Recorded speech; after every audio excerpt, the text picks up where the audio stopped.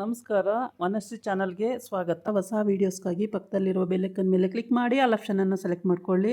ಇವತ್ತು ಬಂದು ಮುದ್ದು ಸೊಸೆ ಧಾರಾವಾಹಿನಲ್ಲಿ ಹೇಗೆ ತಿರುವು ಪಡ್ಕೊಳ್ಳುತ್ತೆ, ಏನೇನು ನಡೆಯುತ್ತೆ ಅನ್ನೋದನ್ನು ಈ ಸೀರಿಯಲಲ್ಲಿ ನೋಡೋಣ ಬನ್ನಿ.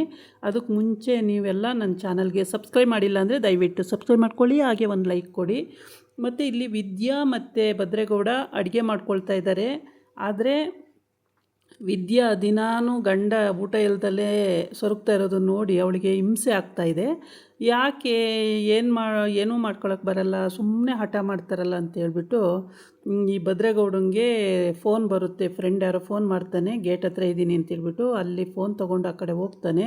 ಇವಳು ಹೇಗೆ ಮಾಡ್ಕೊಂಡವ್ರೆ ನೋಡೋಣ, ರುಚಿಯಾಗಿದೆಯೋ ಇಲ್ವೋ ಅಂತ ಹೇಳಿಬಿಟ್ಟು ಅಡುಗೆ ಟೇಸ್ಟ್ ನೋಡೋಕ್ಕೆ ಹೋಗ್ತಾಳೆ. ಅಲ್ಲಿ ನೋಡಿದ್ರೆ ಸಾಂಬಾರು ಚೂರು ಚೆನ್ನಾಗಿರಲ್ಲ. ಬಾಯಿಗೆ ಟೇಸ್ಟ್ ನೋಡ್ತಾಳೆ, ತುಂಬ ಅಸಹ್ಯವಾಗಿರುತ್ತೆ. ಅದನ್ನು ನೋಡಿಬಿಟ್ಟು ಅವಳಿಗೆ ಸಂಕಟ ಆಗುತ್ತೆ. ಆವಾಗ ಅವಳು ಏನು ಮಾಡ್ತಾಳೆ ಅಂದರೆ ನುಗ್ಗೆಕಾಯಿ ಎಲ್ಲ ಹಾಕಿ ಸಾರು ಮಾಡ್ಕೊಂಡಿರ್ತಾಳೆ. ಆ ಸಾರನ್ನು ಇವನಿಗೂ ಇಟ್ಬಿಟ್ಟು ಇವನ ಕಡೆ ಸಾರನ್ನು ತೆಗೆದು ಬೇರೆ ಕಡೆ ಹಾಕಿ ಆ ಸಾರನ್ನು ಇಟ್ಬಿಟ್ಟು ಆಮೇಲೆ ಅವ್ನು ಬರೋ ಹೊತ್ತಿಗೆ ಎಲ್ಲ ರೆಡಿ ಮಾಡಿರ್ತಾಳೆ. ಅವನು ಬರ್ತಾನೆ ಒಳಗಡೆ. ಬಂದುಬಿಟ್ಟು ಅಪ್ಪ ಅಡುಗೆ ಆಗಿದೆ, ಇವಾಗಾದರೂ ಹೊಟ್ಟೆ ತುಂಬ ಊಟ ಮಾಡಿಬಿಡ್ಬೇಕು, ಸಾಕಾಗೋಗಿದೆ, ದಿನಾನೂ ಊಟ ಸರಿಯಾಗಿ ಆಗಿಲ್ಲ ಅಂತೇಳ್ಬಿಟ್ಟು ಊಟಕ್ಕೆ ಅವಳು ಊಟ ಮಾಡ್ತಾ ಇರ್ತಾಳೆ ಇಟ್ಕೊಂಡು. ಇವನು ಎಲ್ಲನೂ ತೊಗೊಂಡೋಗಿ ಇಟ್ಕೊಂಡು ಊಟ ಮಾಡೋಕ್ಕೆ ಕೂತ್ಕೊಂಡಾಗ ಅದ್ರ ಗಮನ ನೋಡ್ತಾನೆ. ಅಯ್ಯೋ ಏನು ಘಮ ಘಮ ಘಮ ಅಂತಿದೆ, ಸಖತ್ ಚೆನ್ನಾಗಿದೆ ಈ ಊಟ ತುಂಬ ಚೆನ್ನಾಗಿದೆ ಅಂತ ಅಂದ್ಕೊಂಡು ಊಟಕ್ಕೆ ಕೂತ್ಕೊಳ್ತಾನೆ. ಊಟ ಮಾಡ್ತಾ ನುಗ್ಗೆಕಾಯಿ ಕೈ ಸಿಗ್ಬಿಡುತ್ತೆ. ಅರೆ ನಾನು ನುಗ್ಗೆಕಾಯಿ ಹಾಕಿಲ್ಲ, ನನಗೆ ನುಗ್ಗೆಕಾಯಿ ಹೆಂಗೆ ಬಂತು ಅಂತೇಳಿ ಹೆಂಡ್ತಿ ಮುಖ ನೋಡ್ತಾನೆ. ಆವಾಗ ಅವಳ ಪಾಡಿಗೆ ಅವಳು ವಿದ್ಯೆ ಊಟ ಮಾಡ್ತಾ ಇರ್ತಾಳೆ, ನಗಾಡ್ಕೊಂಡು ಉಸ್ನೆಗೆ ನಗಾಡ್ಕೊಂಡು ಅವಳ ಪಾಡಿಗೆ ಅವಳು ಊಟ ಮಾಡ್ತಿರ್ತಾಳೆ. ಇವನು ಚಪ್ಪರಿಸಿ ತಿನ್ನೋದನ್ನು ನೋಡಿ ಅವಳು ಒಳೊಳಗೆ ನಗ್ತಾ ಇರ್ತಾಳೆ. ಆಮೇಲೆ ಅಯ್ಯೋ ನನಗೇನು ಬಂತು, ನುಗ್ಗೆಕಾಯಿನ ತೆಗಿಬೇಕಿತ್ತಲ್ವ, ಅವ್ರು ನುಗ್ಗೆಕಾಯಿ ಹಾಕಿರಲಿಲ್ಲ, ನಾನು ಹಾಕ್ಬಿಟ್ನಲ್ಲ, ಅಯ್ಯೋ ಸಿಕ್ಕಾಕ್ಕೊಬಿಟ್ನಲ್ಲ ಅಂತ ಹೇಳ್ಬಿಟ್ಟು ತಲೆ ಕೆಚ್ಕೋತಾಳೆ. ಅಷ್ಟೊತ್ತಿಗೆ ನಾನೇ ಎಲ್ಲೋ ಮಿಸ್ಸಾಗಿ ನುಗ್ಗೆಕಾಯಿ ಹಾಕಿದ್ದೀನಿ, ಮರ್ತೋಗಿದ್ದೀನಿ ಅಂತ ಹೇಳ್ಬಿಟ್ಟು ಅವನು ಆ ನುಗ್ಗೆಕಾಯಿನ ಇರಲಿ ಬಿಡು ಏನೋ ಮರ್ತಿದ್ದೀನಿ ಅಂತ ಹೇಳ್ಬಿಟ್ಟು ನುಗ್ಗೆಕಾಯಿ ತಿಂತಾ ಇರ್ತಾನೆ. ಸಾರು ಟೇಸ್ಟ್ ಇರುತ್ತೆ. ಆಮೇಲೆ ಉಳಿದ ಇನ್ನೂ ಅನ್ನ ಸುಮಾರು ಇರುತ್ತೆ. ಒಂದು ಸಲ ಊಟ ಮಾಡಿರ್ತಾನೆ, ಪುನಃ ಅಷ್ಟು ಅನ್ನನೂ ಹಾಕ್ಕೊಂಡು ಏನೂ ಉಳಿಸೋದು ಬೇಡ, ಮತ್ತು ಯಾರ್ಯಾರದು ರುಚಿ ಇದೆ ಅಂತ ತಿಂದ್ಬಿಟ್ಟು ಕಷ್ಟ, ಎಲ್ಲ ಹಾಕ್ಕೊಂಡು ತಿಂದ್ಬಿಡೋಣ ಅಂತೇಳ್ಬಿಟ್ಟು ಎಲ್ಲ ಹಾಕ್ಕೊಂಡು ತಿಂತಾನೆ. ಈ ಕಡೆ ಬಂದು ಅಜ್ಜಿ ಒಂಥರ ಎದೆನೋವು ಬಂದು ಬಿದ್ದೋಗ್ಬಿಡ್ತದೆ. ಏನಾಯಿತು ಅಮ್ಮಮ್ಮ ಅಂತ ಎಲ್ಲ ಕೂಗಾಡ್ತಿರ್ತಾರೆ. ಆಮೇಲೆ ಭದ್ರನೂ ಓಡೋಗ್ತಾನೆ, ವಿದ್ಯಾನೂ ಓಡೋಗ್ತಾಳೆ. ಆದರೆ ವಿದ್ಯಾ ಮನೆ ಬಾಗಿಲಿಂದ ಒಳಗಡೆ ಹೋಗಲ್ಲ, ಏಕೆಂದರೆ ಅವಳಿಗೆ ಬರಬಾರ್ದು ಅಂತ ಹೇಳಿರ್ತಾರೆ ಅಲ್ವಾ. ಹಾಗಾಗಿ ಅವಳು ಬಾಗಿಲ ಹತ್ರನೇ ನಿಂತಿರ್ತಾಳೆ. ಈ ಅಮ್ಮಮ್ಮಂಗೆ ಫುಲ್ಲು ಸೀರಿಯಸ್ ಆಗಿರುತ್ತೆ. ಭದ್ರ ಏನು ಮಾಡ್ತಾನೆ, ಅಮ್ಮಮ್ಮ ಅಂತ ಎದುರ್ಸೋಕೆ ಹೋಗ್ತಾನೆ. ಆಮೇಲೆ ಎಲ್ಲರೂ ಡಾಕ್ಟ್ರ್ ಕರೆಯೋಣ ಅಥವಾ ಡಾಕ್ಟ್ರ್ ಹತ್ರ ಕರ್ಕೊಂಡು ಹೋಗೋಣ ಹೀಗೆಲ್ಲ ಮಾತಾಡ್ತಿರ್ತಾರೆ. ಇವಾಗ ಮಾತಾಡ್ತಿರಬೇಕಾದ್ರೆ ಈ ಅಜ್ಜಿಗೆ ಪ್ರಜ್ಞೆನೇ ಇರಲ್ಲ. ವಿದ್ಯಾ ಕಾಲು ಮುಂದೆ ಇಡಕ್ಕೆ ಹೋಗ್ತಾಳೆ, ಮತ್ತೆ ಏನಂತಾರೋ ಮಾವಯ್ಯ ಅಂತೇಳ್ಬಿಟ್ಟು ಮತ್ತೆ ಹಿಂದಕ್ಕೆ ತೊಗೊಂಡು ಅಲ್ಲೇ ನಿಂತ್ಕೊಂಡು ಪಾಪ ಅವಳು ಸಂಕಟ ಪಡ್ತಿರ್ತಾಳೆ. ಆ ಸಂಕಟ ಪಡೋ ಟೈಮಿಗೆ ಅಜ್ಜಿಗೆ ಒಂಚೂರು ಪ್ರಜ್ಞೆನೇ ಇರಲ್ಲ. ಆಮೇಲೆ ಭದ್ರೇಗೌಡ ಎತ್ಕೊಂಡು ಹಾಸ್ಪಿಟ್ಲಿಗೆ ಕರ್ಕೊಂಡು ಹೋಗೋಣ ಅಂತ ಎತ್ಕೊಂಡು ಹೋಗೋಕ್ಕೆ ಅಂತ ಹೊರಡ್ತಾನೆ. ಅಷ್ಟೊತ್ತಿಗೆ ವಿದ್ಯಾ ಒಳಗಡೆ ಹೋಗೋಕ್ಕೆ ತಯಾರಿ ನಡೆಸ್ತಿರ್ತಾಳೆ. ಆಮೇಲೆ ಅವ್ರ ಚಿಕ್ಕಪ್ಪ ಕೂಡ ಅಮ್ಮನ ನೋಡಿಬಿಟ್ಟು ಏನಾಯ್ತಮ್ಮ ಅಂತ ಅವನು ಮತ್ತು ಅವ್ರ ಅಣ್ಣ ಎಲ್ಲರೂ ಏನಾಯಿತು ಅಂತ ಎಲ್ಲ ಗಾಬರಿ ಪಟ್ಕೊಂಡು ಅಮ್ಮ ಅಂತ ಮಾತಾಡಿಸ್ತಲೇ ಇರ್ತಾರೆ. ಆದರೆ ಅಮ್ಮಂಗೆ ಪ್ರಜ್ಞೆನೇ ಇರಲ್ಲ. ಅಲ್ಲಿ ಏನು ಮಾಡಬೇಕು ಅಂತ ಗೊತ್ತಾಗಲ್ಲ. ಆ ಡಾಕ್ಟ್ರಿಗೆ ಫೋನ್ ಮಾಡು ಅಂತ ಅವ್ರ ಅಣ್ಣ ಹೇಳ್ತಾನೆ. ಹೋಗಿ ತಮ್ಮ ಫೋನ್ ಮಾಡ್ತಾನೆ. ಫೋನ್ ಮಾಡಿದ್ರೂ ಡಾಕ್ಟ್ರು ಬರೋ ಹೊತ್ತಿಗೆ ಏನು ಮಾಡೋದು, ಲೇಟ್ ಆಗಿಬಿಡುತ್ತೆ, ಹಾಸ್ಪಿಟ್ಲಿಗೆ ಕರ್ಕೋಗೋಣ ಅಂತ ಎತ್ಕೊಂಡಿರ್ತಾನೆ ಭದ್ರೇಗೌಡ. ಅಷ್ಟೊತ್ತಿಗೆ ವಿದ್ಯಾ ಫಸ್ಟ್ ಟ್ರೀಟ್ ಮಾಡೋಣ, ಇಲ್ಲೇ ಮಲಗಿಸಿ ಅಂತ ಹೇಳ್ತಾಳೆ. CPO ಮಾಡಬೇಕು, ಮಲಗಿಸಿ ಅಂತ ಹೇಳ್ತಾಳೆ. ಆಮೇಲೆ ನಿನಗೇನು ಗೊತ್ತು, ನೀನು ಈ ವರ್ಷ ಇನ್ನೂ ಡಾಕ್ಟ್ರು ಓದ್ತಾ ಇದೆಯಾ, ನೀನು ಡಾಕ್ಟ್ರ್ ಅಲ್ಲ, ನಿನಗೇನು ಗೊತ್ತು, ಬಿಡುದಾರಿಯಾ ಅಂತ ಭದ್ರೇಗೌಡ ಹೇಳ್ತಾನೆ. ಹೌದು, ನಾನು ಡಾಕ್ಟ್ರು ಓದ್ತಾ ಇದ್ದೀನಿ, ಡಾಕ್ಟ್ರಲ್ಲ ಹೌದು ನಾನು, ಆದರೂ ಕೂಡ ನೀವು ಆದರೂ ಕೂಡ ಈ ವಿದ್ಯೆ ಹೇಳ್ತಾಳೆ, ನೋಡಲೇಬೇಕು ಏನಾಗಿದೆ ಅಂತೇಳಿ. ಫಸ್ಟು ಮಾಡೋಣ, ಆಮೇಲೆ ಬೇಕಾದರೆ ನೀವು ಡಾಕ್ಟ್ರ್ ಹತ್ರ ಕರ್ಕೊಂಡು ಹೋಗಿರಂತೆ, ಫಸ್ಟು ಮಲಗಿಸಿ ಅಂತಾಳೆ. ಆಮೇಲೆ ವಿದ್ಯೆನೇ ಒಳಗಡೆ ಓಡೋಗಿ ಒಂದು ಚಾಪೆ ತಂದು ಹಾಕಿ ಆ ಚಾಪೆ ಮೇಲೆ ಮಲಗಿಸಿ ಅವಳು ಅಜ್ಜಿಗೆ ಎದೆ ಮೇಲೆ ತುಂಬಾ ಅದುಮ್ತಾಳೆ. ಏನು ಅದ್ಬಿದ್ರೂ ಅಜ್ಜಿ ಅನ್ನಲ್ಲ ಹ್ಞೂ ಅನ್ನಲ್ಲ. ಓ ಅಜ್ಜಿ ಏನಾಯ್ತಪ್ಪ ಅಂತೇಳಿ ಅವಳಿಗೂ ಗಾಬರಿ ಆಗುತ್ತೆ. ಪುನಃ ಏನು ಮಾಡಬೇಕು ಅಂತ ಗೊತ್ತಾಗಲ್ಲ. ಆಮೇಲೆ ಮತ್ತೆ ಭದ್ರೇಗೌಡ ಎತ್ಕೊಳಕ್ಕೆ ಹೋಗ್ತಾನೆ ಅಜ್ಜಿನ. ಇಲ್ಲ ಹಾಸ್ಪಿಟ್ಲಿಗೆ ಕರ್ಕೊಂಡು ಹೋಗ್ಬಿಡೋಣ, ಇಲ್ಲಿ ಲೇಟ್ ಮಾಡೋದು ಬೇಡ, ಏನಾರು ಹೆಚ್ಚು ಕಮ್ಮಿ ಆಗ್ಬಿಟ್ರೆ ಕಷ್ಟ ಅಂತೇಳಿ. ಆದರೂ ಕೂಡ ವಿದ್ಯಾ ಇಲ್ಲ ಫಸ್ಟು ಟ್ರೀಟ್ ಮಾಡೋಣ, ನೀವು ಮಲಗಿಸಿ ಇಲ್ಲಿ ಅಂತ. ಆಮೇಲೆ ಶಿವರಾಮೇಗೌಡ ಹೇಳ್ತಾನೆ, ಆಯಿತು ಅವಳು ಫಸ್ಟು ಟ್ರೀಟ್ ಮಾಡಲಿ, ಇಲ್ಲಿ ಮಲಗಿಸೋ ಭದ್ರೇಗೌಡ ಅಂತ ಹೇಳ್ತಾಳೆ. ಭದ್ರ ಹೋಗಿ ಅಲ್ಲಿ ಮಲಗಿಸ್ತಾನೆ, ಅವಳು ಚಾಪೆ ಹಾಕ್ತಾಳೆ, ಮಲಗಿಸ್ತಾನೆ. ಈ ಕಡೆ ಚಿಕ್ಕ ಸೊಸೆ ಭಾಳ ಗಂಭೀರವಾಗಿ ನೋಡ್ತಿರ್ತಾಳೆ. ಅಜ್ಜಿ ಹಂಗೆ ಕೊಟ್ಟಕ್ಕಂದರೆ ಸಾಕು ಅತ್ತೆ ಅಂತ ಹೇಳ್ಬಿಟ್ಟು ಭಾಳ ಗಂಭೀರವಾಗಿ ನೋಡ್ತಿರ್ತಾಳೆ. ಹತ್ರಕ್ಕೂ ಬರಲ್ಲ ಅವಳು, ಸುಮ್ಮನೆ ನಿಂತ್ಕೊಂಡು ನೋಡ್ತಾ ಇರ್ತಾಳೆ ಏನಾಯಿತು ಅಂತೇಳಿ. ಆದರೆ ಬಂದ್ಬಿಟ್ಟು ಯೋಗಕ್ಷೇಮನೂ ವಿಚಾರಿಸಲ್ಲ, ಅತ್ತೆ ಅಂತಲೂ ಕರೆಯಲ್ಲ, ಅತ್ತೆಗೆ ಏನಾಯಿತು ಅಂತಲೂ ಕೇಳಲ್ಲ ಅಂಥ ಸೊಸೆ ಇವಳು.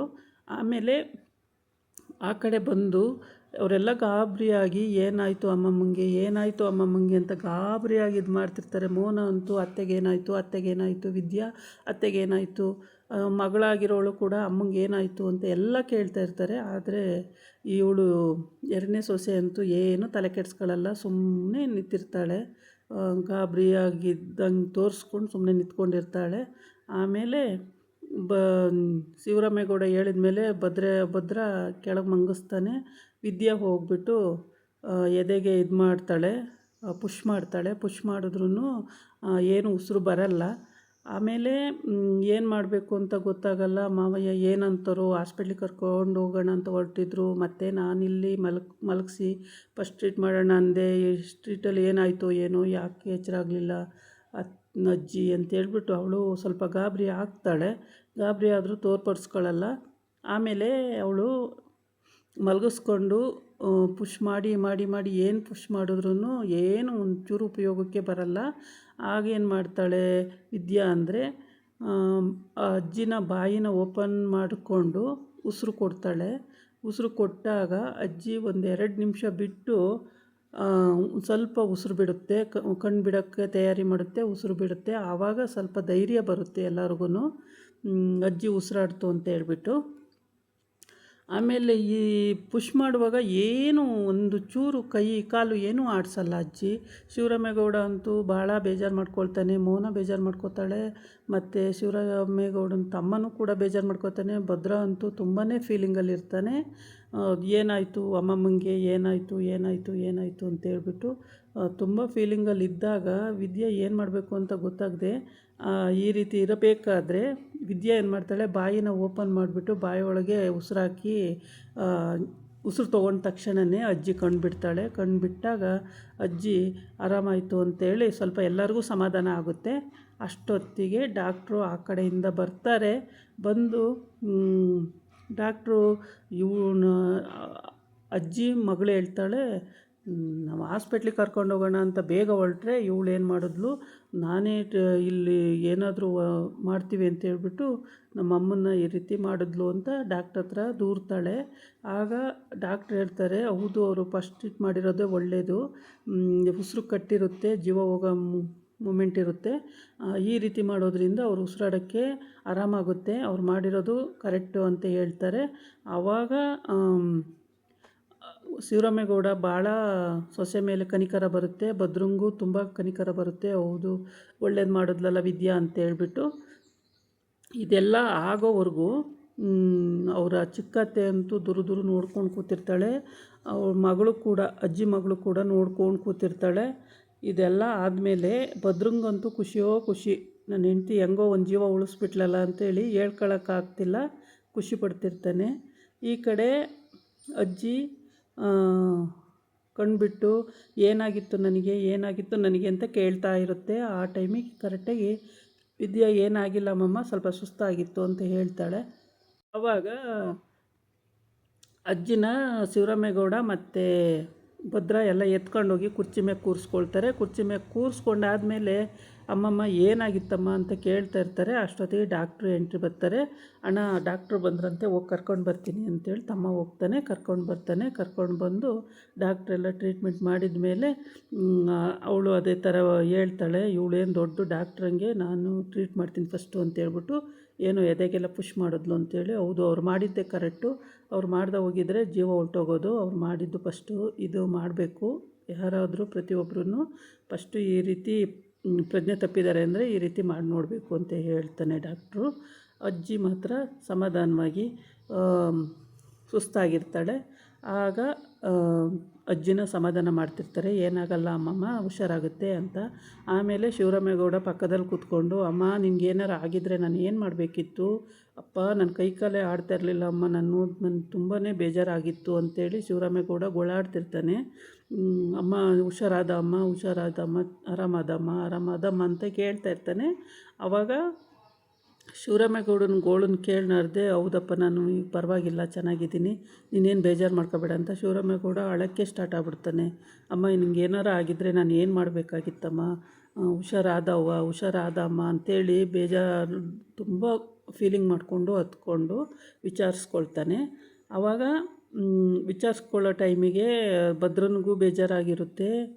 ಅಮ್ಮಂಗೆ ಏನಾಯ್ತಪ್ಪ ಅಂತೇಳಿ ಅವನು ಗಾಬರಿ ಪಟ್ಕೊಂಡು ಕೇಳೋವಾಗ ಈ ಕಡೆ ಬಂದು ಅವಳ ಅಂದರೆ ಶಿವರಾಮೇಗೌಡನ ತಮ್ಮನ ಮಗಳು ಅವಳು, ಅಜ್ಜಿಗೆ ಹುಷಾರಾಯ್ತಲ್ಲ, ಇವಾಗ ಆರಾಮಾಯ್ತಲ್ಲ ಬಿಡಿ, ಏನಾಗಿತ್ತು ಏನೋ ಅಂತ ಹೇಳ್ಬಿಟ್ಟು ಅವಳು ಸಮಾಧಾನ ಮಾಡಿಕೊಂಡು ಸುಮ್ಮನಾಗ್ತಾರೆ. ಇವತ್ತಿನ ಎಪಿಸೋಡು ಇಲ್ಲಿವರೆಗೆ ನಡೆದಿದೆ. ನಾಳಿನ ಎಪಿಸೋಡಲ್ಲಿ ಮುಂದಕ್ಕೆ ಏನಾಗುತ್ತೆ ಅನ್ನೋದನ್ನು ಕಾದು ನೋಡಬೇಕಾಗುತ್ತೆ. ಮುಂದೆ ನೋಡಿ. ಶಿವರಾಮೇಗೌಡ ಸಮಾಧಾನ ಮಾಡ್ತಿರ್ತಾನೆ, ಆ ಕಡೆ ಮಗಳು ಕೂತ್ಕೊಂಡು ಅವಳು ಸಮಾಧಾನ ಮಾಡ್ತಿರ್ತಾಳೆ, ಹಿಂದ್ಗಡೆ ಭದ್ರ ನಿಂತ್ಕೊಂಡಿರ್ತಾನೆ. ಎಲ್ಲರೂ ಸಮಾಧಾನ ಮಾಡ್ತಲೇ ಇರ್ತಾರೆ. ಸಮಾಧಾನ ಮಾಡಿ ಏನಾಗಲ್ಲಮ್ಮ, ಹುಷಾರಾಗ್ತೀಯಾ, ಹಾಗೆ ಹೀಗೆ ಅಂತೆಲ್ಲ ಹೇಳ್ತಾ ಇರ್ತಾರೆ. ಆಮೇಲೆ ಅಜ್ಜಿ ಆರಾಮಾಗುತ್ತೆ. ಡಾಕ್ಟ್ರು ಬಂದು ನೋಡಿದ್ದು ಆಯಿತು, ಅವರು ಒಳ್ಳೆ ಟ್ರೀಟ್ಮೆಂಟ್ ಕೊಟ್ಟಿದ್ದು ಆಯಿತು. ಈ ಹಾಸ್ಪಿಟ್ಲೇನು ಬೇಡ, ಇಲ್ಲೇ ಸರಿ ಹೋಗಿದೆ ಅಂತೆಲ್ಲ ಕಣ್ಣು ಮತ್ತು ಸ್ಟೆಥೋಸ್ಕೋಪ್ ಎಲ್ಲ ಹಾಕಿ ನೋಡಿ ಡಾಕ್ಟ್ರು ಹೇಳಿದ ಮೇಲೆ ಅಜ್ಜಿ ಆರಾಮಾಗುತ್ತೆ. ಇವತ್ತಿನ ಎಪಿಸೋಡಲ್ಲಿ ಇಷ್ಟ ಆಗಿತ್ತು. ನಾಳಿನ ಎಪಿಸೋಡಲ್ಲಿ ಇನ್ಯಾವ ಥರ ಮುಂದುವರಿಯುತ್ತೆ ಅಂತೇಳ್ಬಿಟ್ಟು ಮುಂದಿನ ಕತೆ ನೋಡೋಣಂತೆ.